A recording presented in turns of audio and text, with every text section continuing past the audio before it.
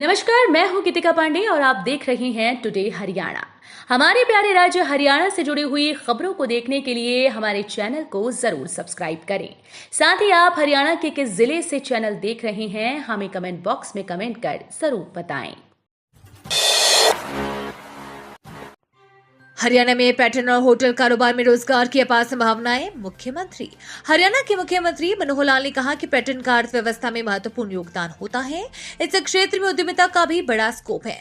उन्होंने ये बात रविवार को गुरुग्राम के सेक्टर 69 में ओयू एक्सीलेटर कार्यक्रम का शुभारंभ करते हुए कही। उन्होंने ओयू द्वारा नव उद्यमियों को प्रोत्साहन देने के लिए आरंभ एक्सीलरेटर कार्यक्रम की प्रशंसा करते हुए कहा कि ये कार्यक्रम नव उद्यमियों को आगे बढ़ाने में कारगर साबित होगा। हुक्का परोसना और हुक्का बार खोलना बनेगा अपराध। उल्लंघन पर 3 साल तक की सजा व 5 लाख जुर्माना। हरियाणा में हुक्का बार खोलना या रेस्टोरेंट में ग्राहकों को परोसना अब दंडनीय अपराध बन जाएगा। प्रदेश के स्वास्थ्य मंत्री अनिल विज ने विधानसभा के बजट सत्र के दौरान सिगरेट और अन्य तंबाकू उत्पाद विज्ञापन का प्रतिषेध और व्यापार तथा वाणिज्य उत्पादन प्रदाय और वितरण का अधिनियम हरियाणा संशोधक विधेयक 2024 पेश किया। इस संशोधित विधेयक को बजट सत्र के आगामी दिनों में पास किया जाएगा। सीएम खट्टर ने early screening and detection breast cancer programme का किया उद्घाटन। हरियाणा के मुख्यमंत्री मनोहर लाल खट्टर रविवार को early screening and detection breast cancer programme का उद्घाटन करने मेदांता मेडिसिटी पहुंचे। उन्होंने early screening and detection breast cancer programme का उद्घाटन किया। बता दें, गुरुग्राम देश का पहला ऐसा शहर होगा जहां ट्रैक्ड ब्रेस्ट एग्जामिनेशन तकनीक का इस्तेमाल किया जाएगा। इससे पहले सीएम ने गुरुवार को मैराथन में हिस्सा लिया। इस दौरान क्रिकेटर शिखर धवन भी मौजूद है। इस मौके पर मनोहर लाल ने कहा, आज कई लोगों ने इस कार्यक्रम की सराहना की है। 50,000 से ज्यादा लोगों ने आज इसमें भाग लिया है। 42 किलोमीटर भी दौड़ भी प्रतिभागियों ने लगाई है। कुल 24 लोगों ने इसमें रिकॉर्ड कायम किए हैं। हमने उनको शुभकामनाएं भी दी हैं, इसमें और आगे बढ़े। इससे गुरुग्राम के साथ पूरे हरियाणा में बहुत बड़ा संदेश मिल चुका है। इससे पहले समय समय पर इस प्रकार के कार्यक्रम किए जाते थे और किए भी जाएंगे। 27 फरवरी को क्लर्क अपने इस मुद्दे को लेकर उतरेंगे, सड़कों पर करेंगे कार्यालयों का घेराव।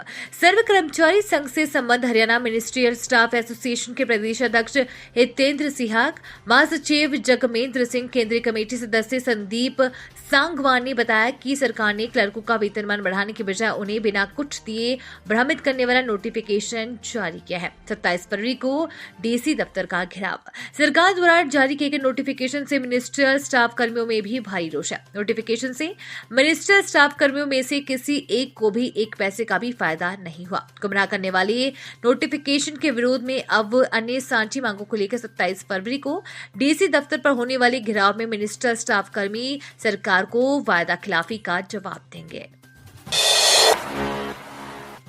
पीएम मोदी के मन की बात कार्यक्रम के बाद बोले राज्यसभा सांसद बराला, देश में आधारभूत ढांचागत विकास हुआ मजबूत। राज्यसभा सांसद सुभाष बराला ने कहा कि महिला आरक्षण बिल सहित महिला सशक्तिकरण की दिशा में केंद्र सरकार ने अनेक फैसले लिए। रविवार को जाखल मंडी में राज्यसभा सांसद सुभाष बराला ने नागरिकों व कार्यकर्ताओं के साथ मन की बात के 110वें एपिसोड को सुना। नारी शक्तियों का हुआ विकास, सुभाष बराला।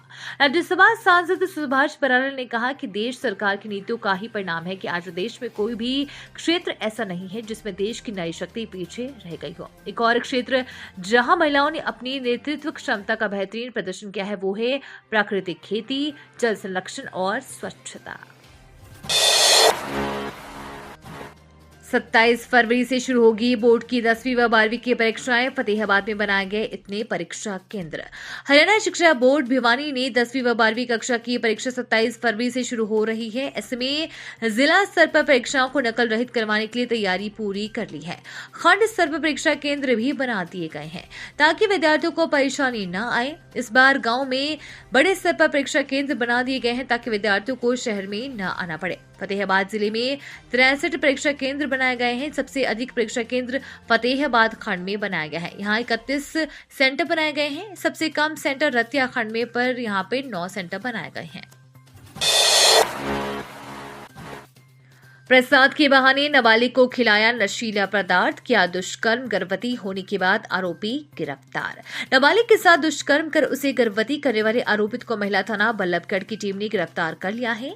डीसीपी बल्लभगढ़ राजेश दुग्गल ने आरोपित की गिरफ्तारी के लिए एसीपी तिनगांव राजेश लोहान की अध्यक्षता में एसआईटी का गठन किया था। बता दें कि पीड़िता की मां ने अपनी शिकायत में बताया है कि अप्रैल 2023 में बेटी स्कूल से घर आ रही थी कि किसी अनजान व्यक्ति ने प्रसाद में कोई नशीला पदार्थ खिलाकर बेटी के साथ दुष्कर्म की वारदात को अंजाम दिया था।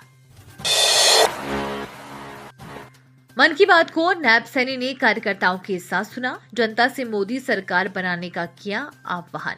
भारतीय जनता पार्टी के प्रदेश अध्यक्ष नैब सैनी ने कहा कि नव मतदाता विकसित भारत के सपने को साकार होता देखना चाहते हैं, इसलिए वे फिर से नरेंद्र मोदी को प्रधानमंत्री बनाने के लिए उत्सुक हैं। नैब सैनी ने कांग्रेस को भ्रष्टाचार में डूबी पार्टी बताया और कहा कि जो कांग्रेस परिवारवाद से बाहर नहीं निकल पा रही वो जनता का कभी भला नहीं कर सकती। सैनी ने कहा कि मोदी मनोहर सरकार ने सेवा, सुशासन और जन कल्याणकारी सरकार दी है। भाजपा प्रदेश अध्यक्ष श्री सैनी ने रविवार को पानीपत में भारतीय जनता पार्टी के जीटी रोड स्थित कार्यालय में प्रधानमंत्री नरेंद्र मोदी का 110वां मन की बात कार्यक्रम कार्यकर्ताओं के साथ बैठकर सुना और इसके बाद सैनी अपने स्वागत कार्यक्रम में शामिल हुए।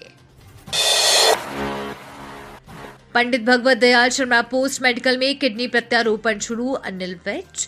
हरियाणा के गृह एवं स्वास्थ्य मंत्री अनिल विज ने कहा कि Pandit Bhagwat Dayal Sharma post graduate institute of medical sciences Rohtak द्वारा किडनी प्रत्यारोपण कार्यक्रम शुरू किया गया है और शीघ्र ही लीवर प्रत्यारोपण कार्यक्रम भी शुरू किया जाएगा। इसके लिए स्वीकृति प्रदान कर दी गई है। इससे अंग प्रत्यारोपण का इंतजार कर रहे हरियाणा के मरीजों को लाभ होगा। इसी प्रकार कैशलेस स्वास्थ्य सुविधाएं 1 जनवरी 2024 से सभी नियमित सरकारी कर्मचारियों के लिए लागू कर दी गई है। हरियाणा के गृह मंत्री विज डीजीपी समेत पंजाब सरकार व एनआईए को भी वीरेश शांडिल्य ने भेजी शिकायत। एंटी टेररिस्ट फ्रंट इंडिया के राष्ट्रीय अध्यक्ष एवं विश्व हिंदू तख्त के अंतर्राष्ट्रीय प्रमुख वीरेश शांडिल्य ने आज अपने निवास पर पत्रकारों से बातचीत करते हुए बताया कि उन्होंने हरियाणा के गृह मंत्री अनिल विज, डीजीपी हरियाणा एवं पंजाब सरकार व एनआईए को शिकायत भेजी है।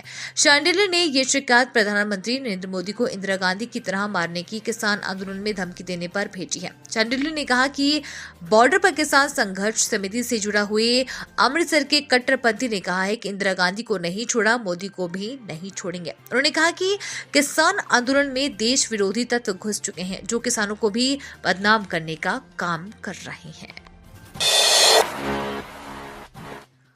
अमेरिका के जेएमडी ग्रुप के प्रमुख नरेंद्र जोशी का भाजपा नेता राजेश फोगाट ने किया स्वागत। धर्मनगरी कुरुक्षेत्र की धरती से करीब 3 दशक पूर्व अमेरिका जाकर Washington DC, Virginia, Maryland, Boston सहित विभिन्न राज्यों में सफल व्यवसाय स्थापित करने वाली अप्रवासी भारतीय व्यवसायी नरेंद्र जोशी आज भी भारतीय संस्कृति एवं संस्कारों से प्रेम तथा सम्मान करते हैं। यही कारण है कि जब भी भारत को कोई उपलब्धि हासिल होती है तो उन्हें भी गर्व होता है। आजकल इस समय भारत में ही मौजूद हैं तो उनका भाजपा किसान मोर्चा प्रदेश के वरिष्ठ नेता राजेश फोगाट ने अपने साथियों के साथ उनका स्वागत किया। मेहंदीपुर से बालाजी के दर्शन कर लौट रहे जीजा साले की मौत, 4 दिन पहले हुई थी एक की शादी। मेहंदीपुर बालाजी के दर्शन करके लौट रहे रेवाड़ी के जीजा साले की मौत हो गई है। कार की एक क्रेन से टक्कर हुई। टक्कर इतनी तेज थी कि कार पूरी चिपक गई। इससे आगे बैठे जीजा साले की मौके पर ही मौत हो गई। मृतकों की पहचान कपिल पुत्र मुकेश यादव और कुलदीप पुत्र बलवान यादव के रूप में हुई है। कुलदीप की 4 दिन पहले ही शादी हुई थी। हादसा अलवर सिकंदरा मेगा हाईवे पर हुआ। वहीं घायल 3 बच्चे और 1 महिला को अस्पताल में भर्ती करवाया गया है। तो ये थी हरियाणा राज्य से जुड़ी हुई आज की कुछ खास और अहम खबरें। इसी तरह की लेटेस्ट अपडेट देखने के लिए टुडे हरियाणा को जरूर सब्सक्राइब करें।